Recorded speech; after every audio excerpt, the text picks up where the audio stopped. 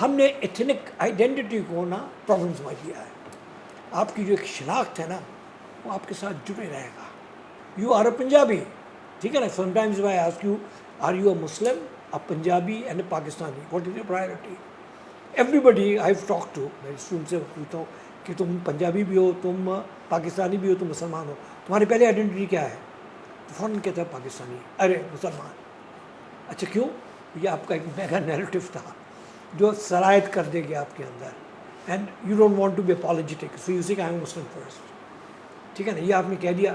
اچھا میں کہتا ہوں اچھا ٹھیک ہے اگر تم مسلمان ہو تو میں پاکستانی نیشنلزم کو پروموٹ کرنا چاہتا ہوں, so you leave this country and go to Saudi Arabia. مسلمانوں کا ہے, وہ رکھ لیں گے آپ کو. Nobody will keep you. Therefore, you have multiple identity, and this multiple identity has got to be recognized and understood. It is not in conflict with each other. You have got to harmonize it. اس کو harmony کیسے کریں گے؟ One factor اس کے لیے ہے. Religion اپنے جگہ پہ ہے, religion has never created problem for you. آپ کا جو اکنامک انیکویلٹی ہے اس کو سمجھنے کی ضرورت